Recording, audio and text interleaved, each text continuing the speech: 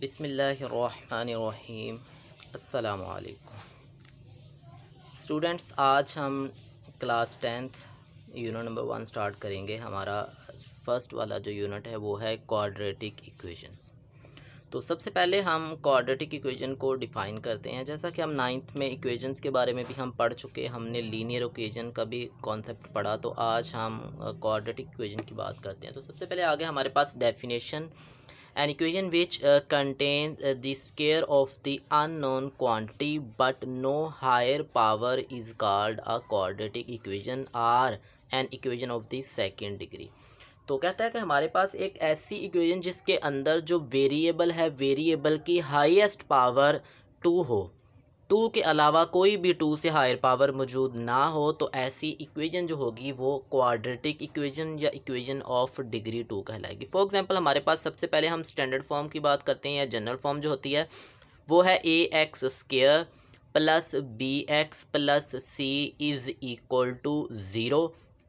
तो ये हमारे पास क्या है, स्टैंडर्ड फॉर्म है, या इसको हम क्या कहते हैं, general form of the quadratic equation. अब इसमें जो ए नॉट इक्वल टू 0 की रिस्ट्रिक्शंस है, अगर ए 0 हो जाएगा तो इसका मतलब ये है कि ये वाला सारे का सारा फैक्टर क्या हो जाएगा, वैनिश हो जाएगा। अगर ये वाला फैक्टर वैनिश हो जाता है तो हमारे पास जो बाकी बचेगा वो आ जाएगा B X plus C is equal to 0, जो कि एक लीनियर इक्वेशन बन जाती है। ठीक है, तो क्वाड्रेटिक के लिए लाजमी कंडीशन ये है कि ये जो एक्स स्क्वायर का कोएफिशिएंट है ये नॉन ज़ीरो होना चाहिए।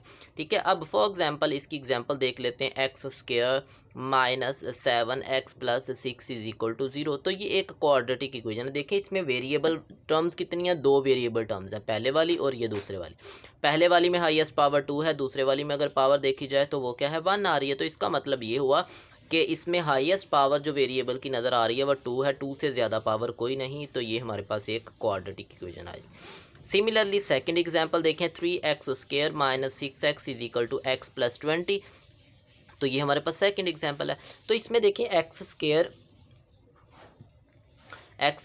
है, फिर x आ गया, फिर सिंपल x है, यानी कि अगर वेरिएबल टर्म्स 3 वेरिएबल टर्म्स है और तीनों में अगर हाईएस्ट पावर देखी जाए तो वो 2 नज़र आ रही है। तो इसका मतलब ये हुआ हाईएस्ट पावर 2 है। तो इसको हम जब भी इसकी कैटेगरी का जिक्र किया जाएगा तो हम कहेंगे ये हमारे पास एक क्वाड्रेटिक इक्वेशन है। ठीक है, अब नेक्स्ट हम बात करते हैं, इसी में एक रिस्ट्रिक्शंस है, स्पेशल केस बन जाता है कि अगर हम ये रिस्ट्रिक्शंस लगा दें कि हमारे पास जो क्वाड्रेटिक इक्वेशन है उसके अंदर जो सेकंड टर्म आ जाती है जिसमें वेरिएबल की पावर 1 है। ठीक है, if b is equal to 0 in a quadratic equation A X square plus B X plus C is equal to 0 then it is called a pure quadratic equation. यानी कि अगर हमारे पास b इज़ इक्वल टू 0 आ जाए, तो अगर b is equal to 0 आ जाता है इसका मतलब ये हुआ जो हमारे पास इक्वेशन बन जाएगी वो कुछ इस फॉर्म में बन जाएगी, A X square plus C is equal to 0। तो ऐसी इक्वेशन जिसके अंदर सिंपल x वाली जो टर्म, एक्स स्क्वायर वाली टर्म तो मौजूद हो लेकिन x वाली टर्म मौजूद ना हो, ऐसी जो इक्वेशन होती है उसको हम क्वाड्रेटिक तो होगी वो, लेकिन उसको हम कहेंगे pure quadratic equation. For example यहाँ देखें, X square minus 16 4x square is equal to 7। तो देखें पहले वाली एग्जांपल के अंदर भी x वाली टर्म मौजूद नहीं है, सिंपल x वाली, एक्स स्क्वायर वेरिएबल मौजूद है लेकिन x वेरिएबल सिंपल मौजूद नहीं है, और यहाँ भी सिंपल x वाली टर्म मौजूद नहीं है, एक्स स्क्वायर वाली टर्म मौजूद है। तो ऐसी इक्वेशंस होती तो क्वाड्रेटिक है लेकिन हम उनको प्योर क्वाड्रेटिक कहते हैं। ठीक है, अब नेक्स्ट हमें क्वाड्रेटिक इक्वेशंस के सॉल्यूशंस भी फाइंड आउट करना होते हैं। तो सॉल्यूशन फाइंड आउट करने के लिए देखें, सबसे पहले solution of a quadratic equation. To find the solution of a quadratic equation following method are used. तो ये जो नीचे मेथड गिवन है ये यूज़ किए जाते हैं। तो हम इस लेवल पे जो क्वाड्रेटिक इक्वेशंस को सोल्व करने के मेथड स्टडी करेंगे। नंबर 1 उसमें आ जाएगा फैक्टराइजेशन, पहले वाला मेथड होगा फैक्टराइजेशन मेथड। सेकंड होगा हमारे पास कंप्लीटिंग स्क्वायर, तो हमें क्या करना होगा, कंप्लीटिंग स्क्वायर मेथड से भी इसको सोल्व कर लेंगे। और थर्ड वन हमारे पास आ जाएगा क्वाड्रेटिक फार्मूला। तो अगर क्वेश्चन आ जाता है हमसे कि क्वाड्रेटिक इक्वेशंस को सोल्व करने के कितने मेथड्स हैं, तो हम कहेंगे क्वाड्रेटिक इक्वेशंस को सोल्व करने के 3 मेथड्स हैं, और वो 3 मेथड्स कौन से हैं, factorization method, completing square and a quadratic formula. तो ये 3 टेक्निक्स हैं जिन टेक्निक को यूज़ करके हम क्या करेंगे, अपनी क्वाड्रेटिक इक्वेशंस को सोल्व करेंगे। नेक्स्ट है हमारे पास एक्सरसाइज 1.1। क्वेश्चन नंबर 1 है, right the following quadratic equations in the standard form and point out pure quadratic equation. हमें क्या करना है, अपनी क्वाड्रेटिक इक्वेशन को स्टैंडर्ड फॉर्म में लिखना है। तो सबसे पहले मैं यहाँ स्टैंडर्ड फॉर्म मेंशन कर दूँ। जो हमारे पास standard form of the quadratic equation है वो आ जाएगी ax² plus bx plus c is equal to 0। तो हमें क्या करना होगा, हमारा जो टारगेट है, बेसिकली टारगेट ये है कि हमें अपनी क्वाड्रेटिक इक्वेशन को इस फॉर्म में लिखना है, ax² plus bx plus c। और इसका मतलब क्या है, इसका मतलब ये है एक x² वाली टर्म होगी, एक x वाली टर्म होगी और एक कांस्टेंट टर्म होगी। तीन टर्म्स के सम और डिफरेंस की फॉर्म में हमें क्या करना है, अपनी इक्वेशंस को रिप्रेजेंट करवाना है। तो सबसे पहला पार्ट है हमारे पास x plus 7 into X minus 3 is equal to -7। तो हम सोल्व करते हैं। सबसे पहले देखिए प्रोडक्ट की बात करते हैं। जब हम इनका प्रोडक्ट फाइंड आउट करेंगे तो सबसे पहले ये जो x होगा, इस x को सेकंड वाला जो पूरा फैक्टर होगा उसके साथ मल्टीप्लाई करवा देंगे। ठीक है, ये जो x है, x को मल्टीप्लाई करवाएंगे x-3 के साथ, तो ये लिख दिया x इंटू x-3। इसी तरह सिमिलरली प्लस 7 है तो 7 को भी हम क्या करेंगे, इसके साथ मल्टीप्लाई करवाएंगे। तो ये आ जाएगा 7 इंटू x-3। अगर प्लस का 7 हो तो प्लस मेंशन करेंगे, माइनस का 7 हो तो माइनस मेंशन करेंगे। अब ये जो x है अंदर जाके दोनों टर्म्स के साथ मल्टीप्लाई हो जाएगा। जब x x के साथ मल्टीप्लाई होगा तो आ जाएगा x²। इसी तरह जब x 3 के साथ मल्टीप्लाई हो जाएगा तो क्या आ जाएगा, -3x आ जाएगा। सिमिलरली 7 को मल्टीप्लाई करवाएंगे तो 7x मल्टीप्लाई करवाएंगे तो 7x आ जाएगा। 7 को 3 से मल्टीप्लाई करवाएंगे तो क्या आ जाएगा, -21। अब यहाँ से देखें x वाली दो टर्म्स नज़र आ रही हैं, कांस्टेंट टर्म्स भी दो हैं। तो हम क्या करते हैं, 7 को लेफ्ट पे राइट पे है तो इसको लेफ्ट पे ले आएंगे, माइनस है तो प्लस हो जाएगा। तो ये आ गया हमारे पास 7x - 3x, तो ये आ जाएगा 4x -21 प्लस 7। जब इन दोनों कांस्टेंट को हम सोल्व करते हैं तो हमारे पास क्या आ जाएगा, -14 इज इक्वल टू 0। अब कंपेयर करें, इसके अंदर एक x² वाली टर्म है, एक x वाली टर्म है और एक कांस्टेंट टर्म है इज इक्वल टू 0। तो हमने कहा ऐसी क्वाड्रेटिक ऐसी इक्वेशन जिसके अंदर एक x² वाली टर्म, एक x वाली और एक कांस्टेंट टर्म्स होती है, इनको हम क्या कहते हैं, क्वाड्रेटिक इक्वेशन की स्टैंडर्ड फॉर्म या स्टैंडर्ड फॉर्म और general form of the quadratic equation. तो ये स्टैंडर्ड फॉर्म हमने लिख दिया। ठीक है, अब सेकंड हमसे क्वेश्चन था point out the pure quadratic equation. हमने ये पॉइंट आउट करना क्या ये प्योर है या नहीं। अगर तो ये प्योर आ जाएगी तो हम बता देंगे ये प्योर है, क्योंकि हमने कहा था प्योर क्वाड्रेटिक ऐसी क्वाड्रेटिक इक्वेशन है जिसके अंदर x वाली जो टर्म है वो इज इक्वल टू 0 होगी, लेकिन यहाँ x वाली टर्म इज इक्वल टू 0 नहीं है। तो इसका मतलब ये है कि ये हमारे पास प्योर क्वाड्रेटिक नहीं है, जस्ट स्टैंडर्ड फॉर्म हमने इसकी राइट कर दी। ठीक है, सेकंड हमारे पास नेक्स्ट जो क्वेश्चन आ जाएगा, इसी क्वेश्चन नंबर 1 का थर्ड पार्ट है, टारगेट क्या होगा। टारगेट ये है कि हमें इसको स्टैंडर्ड फॉर्म में राइट करना है। ठीक है, तो स्टैंडर्ड फॉर्म राइट करने के लिए हम क्या करते हैं, इसको सिंप्लीफाई करते हैं। तो सिंप्लीफिकेशन के लिए देखें डिनोमिनेटर, क्योंकि जब भी हमने पढ़ा प्रीवियस क्लास में भी हमने पढ़ा कि जब भी हमें एक्सप्रेशंस को, यानी कि अगर वो फ्रैक्शन फॉर्म में आ जाती हैं तो उनको हमें सिंप्लीफाई करना, तो हम उनके डिनोमिनेटर को ख़त्म करवाते हैं। तो क्या करेंगे, डिनोमिनेटर को ख़त्म करने के लिए इनके जो एलसीएम से मल्टीप्लाई करवा देंगे। x+1 और x का एलसीएम क्या आ जाएगा, x इंटू x+1। तो मल्टीप्लाई करवा दे दोनों तरफ, तो हर टर्म के साथ हम इस फैक्टर को मल्टीप्लाई करवा देंगे। पहले वाले फैक्टर के साथ मल्टीप्लाई करवा दिया, सेकेंड फैक्टर के साथ मल्टीप्लाई करवा दिया और राइट हैंड साइड पे भी इसको मल्टीप्लाई करवा दिया। अब यहाँ से देखें x+1 से कैंसिल आउट हो जाएगा, क्या बचा, x मल्टीप्लाई बाय x, और x मल्टीप्लाई बाय x क्या होता है, x²। सिमिलरली x+1 और x+1, क्योंकि x से x कैंसिल हो जाएगा तो x+1 whole square is equal to 6x जो होगा अंदर जाके x से मल्टीप्लाई हो जाएगा तो 6x² प्लस 6x आ जाएगा, ये राइट हैंड साइड पे। अब हमें क्योंकि स्टैंडर्ड फॉर्म में इसको लिखना है तो हम क्या करते हैं, यहाँ से जो तमाम लेफ्ट हैंड साइड पे हमारी टर्म्स हैं इनको हम क्या करते हैं, राइट हैंड साइड पे ले जाते हैं। तो राइट पे लेकर जाएंगे तो लेफ्ट पे क्या, सारी टर्म्स उधर चली जाएंगी, इधर बच जाएगा 0। तो ये आ जाएगा 6x², ये x² और x² इधर प्लस हो रहे हैं, उधर जाएंगे तो दोनों माइनस के हो जाएंगे। उसके बाद ये 6x प्लस का है और यहाँ से 2x उधर जाके माइनस और 1 भी उधर जाके माइनस हो जाएगा। सिंप्लीफाई करते हैं, 6x² में से 2 टाइम हमने x² माइनस करना है तो क्या आ जाएगा, 4x²। 6x में से 2x माइनस कर दिए तो 4x बच गए और ये 1 वैसे का वैसे रहेगा। इसी को अगर हम दोबारा लिखना चाहें तो लिखेंगे 4x² plus 4x - 1 is equal to 0। तो ये इज इक्वल टू 0 आ गया। देखें यहाँ से ये भी हमारे पास एक स्टैंडर्ड फॉर्म बन गई है, ये प्योर नहीं है अभी भी। वजह क्या, क्योंकि इसमें x वाली टर्म नज़र आ रही है। अगर x वाली टर्म मौजूद हो तो उसको हम प्योर क्वाड्रेटिक नहीं कहते, बल्कि हम उसको जस्ट सिंपली क्वाड्रेटिक इक्वेशन कहते हैं। और इसमें देखें एक x² वाली टर्म है, एक x वाली टर्म है और एक कांस्टेंट टर्म है, तीन टर्म्स का कम्बिनेशन मौजूद है हमारे पास। तो हमने कहा ऐसी इक्वेशन जिसमें तीन टर्म्स टर्म्स का कम्बिनेशन मौजूद हो और हाईएस्ट पावर यानी कि हाईएस्ट जो एक्सपोनेंट होगा वेरिएबल का वो हमें 2 नज़र आए, तो ऐसी इक्वेशन को हमने standard form of the quadratic equation कहा जाता है। नेक्स्ट है हमारे पास क्वेश्चन नंबर 2। क्वेश्चन नंबर 2 के अंदर देखिएगा सोल्व बाय फैक्टराइजेशन, हमें क्या करना है, सोल्व करना है फैक्टराइजेशन। जैसा कि हमने बात की कि क्वाड्रेटिक इक्वेशन को सोल्व करने के लिए 3 टेक्निक्स यूज़ होंगी क्वाड्रेटिक इक्वेशन को सोल्व करने के लिए। पहले वाली नंबर 1 हमने कहा कि हम जब उनको सोल्व करेंगे तो हमें फैक्टराइजेशन करनी है। सेकेंडली हमने कहा कंप्लीटिंग स्क्वायर, और थर्ड वन हमने कहा कि हम क्वाड्रेटिक फार्मूला का यूज़ करके भी अपनी क्वाड्रेटिक इक्वेशंस का सोल्यूशन फाइंड आउट कर सकते हैं। तो आज सबसे पहली टेक्निक को स्टडी करते हैं कि फैक्टराइजेशन से हम कैसे अपने क्वाड्रेटिक इक्वेशन का सोल्यूशन फाइंड आउट कर सकते हैं। ठीक है, तो ये एक टेक्निक है, एक टूल है क्वाड्रेटिक इक्वेशंस को सोल्व करने का, फैक्टराइजेशन।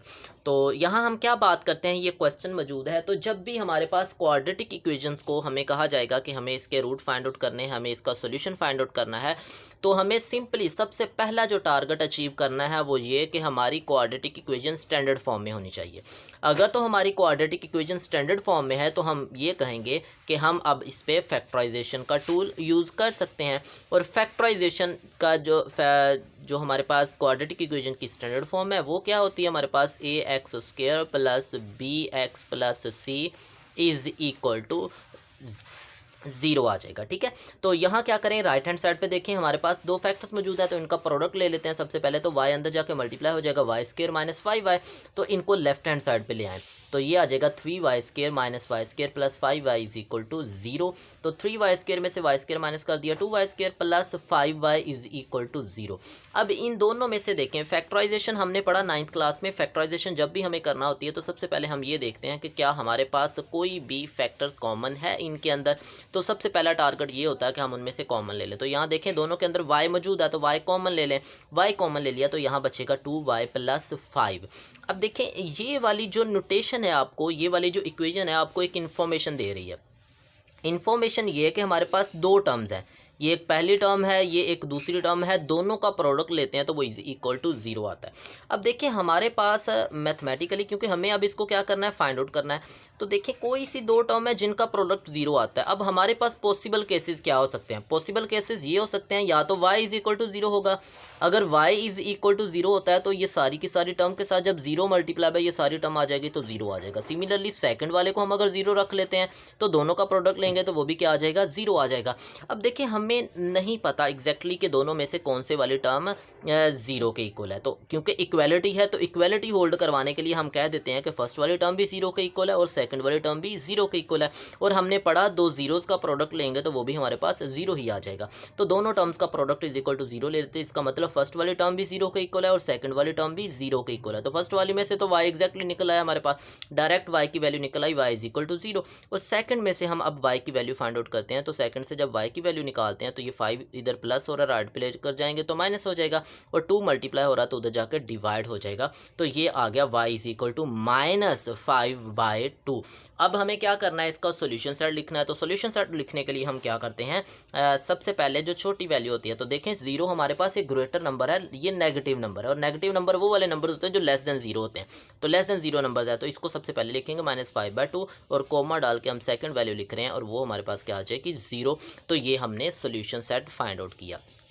इसी तरह एक और क्वेश्चन इसी क्वेश्चन से रिलेटेड ले लेते हैं और वो है हमारे पास 5th वाला पार्ट। तो 5th वाले में देखिएगा क्या है, हमारे पास मौजूद है एक क्वेश्चन मौजूद है जिसमें से हमें क्या करना है, x की वैल्यू फाइंड आउट करनी है। क्योंकि ये सबसे पहले तो देखेंगे, जैसा कि मैंने जब ये मेथड स्टार्ट किया तो मैंने बताया कि जब भी हमें कोई भी मेथड अप्लाई करना है, चाहे वो हमारे पास फैक्टराइजेशन है, चाहे वो कंप्लीटिंग स्क्वायर है, चाहे वो हमारे पास क्वाड्रेटिक फार्मूला है, तो फर्स्ट जो अप्रोच होगी हमारी वो ये होगी कि हमें अपने उस क्वेश्चन को स्टैंडर्ड फॉर्म में कन्वर्ट करना है। तो सबसे पहला टारगेट क्या होगा, हमें इसको स्टैंडर्ड फॉर्म में कन्वर्ट करना है ताकि हम अपनी टेक्निक यूज़ कर सकें।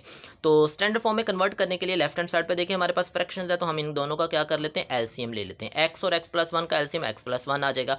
अब x इंटू x+1 को जब x पे डिवाइड करेंगे तो हमारे पास देखिएगा, जब x पे डिवाइड करेंगे तो x से x कैंसिल आउट हो जाएगा, बाकी का बचेगा x+1। जो x+1 बचेगा वो ऊपर वाले x+1 से मल्टीप्लाई होकर उसका स्क्वायर बना देगा। सिमिलरली प्लस है तो प्लस लिखा, x+1, फिर इस एलसीएम को x+1 पे डिवाइड करें। जब x+1 पे डिवाइड करते हैं तो देखा हमने कि x+1 से x+1 कैंसिल हो गया, बाकी क्या बचेगा x, और ये वाला x ऊपर वाला x से मल्टीप्लाई होकर उसका स्केयर बना देगा। अब इसका स्केयर ओपन करें, ये लिखा हुआ a+b, और हमने पढ़ा अगर a+b मौजूद हो, अगर हमारे पास क्या फार्मूला मौजूद हो, a+b और उसके ऊपर स्केयर मौजूद हो, तो हमने पढ़ा वो होता है a² + 2ab और प्लस b स्केयर आ जाता है। ठीक है, तो ये हमारे पास क्या है, फॉर्मूला मौजूद है। तो हम इस आइडेंटिटी को यूज़ करेंगे यहाँ x+1 के ऊपर, तो x हमारा a होगा और 1 हमारा b हो जाएगा, तो ये आ जाएगा a² + 2ab plus b square, और ये सेकंड टर्म वैसे के वैसे x² + x² आ जाएगा 2x², और ये 2x + 1 डिवाइडेड बाय x को अंदर ले जाकर मल्टीप्लाई करवा दें, जब x से मल्टीप्लाई हो जाएगा तो x², और जब x 1 से मल्टीप्लाई हो जाएगा तो x, तो x² + x आ जाएगा, और राइट हैंड साइड है 25/12, 25/12। अब हमें लेफ्ट हैंड साइड पे देखें, हमने फ्रैक्शंस को सोल्व कर लिया। अब हम क्या करते हैं, या क्रॉस मल्टीप्लिकेशन, ये 12 इधर डिवाइड हो रहा है तो इधर आकर मल्टीप्लाई हो जाएगा, और ये x² + x इधर डिवाइड हो रहा है और ये राइट पे जाकर मल्टीप्लाई हो जाएगा, तो ये हमारे पास क्या आ जाएगा 12 × 2x² + 2x + 1 ये लिखा, और 25 × x² + x, तो ये राइट हैंड साइड पे जाके मल्टीप्लाई हो। तो अब यहाँ से देखें, हमने जब 12 को अंदर ले जाके मल्टीप्लाई करवाया तो ये बन गया 24x² + 24x + 12 = 25x² + 25 आ गया। ठीक है, अब हम यहाँ से क्या करते हैं, ये जो लेफ्ट हैंड साइड पर टर्म्स हैं इनको राइट पे ले जाते हैं, इधर बच जाएगा 0, 24 उधर जाकर ये आ जाएगा 25x² ये वाला, और ये -24x², उसके बाद ये 25x आ जाएगा, -24x आ जाएगा, और ये 12 उधर ले जाके माइनस का हो जाएगा, तो 25 में से 24 माइनस किए x² + x - 12, तो इसी को हम लिख सकते हैं x² + x - 12 = 0।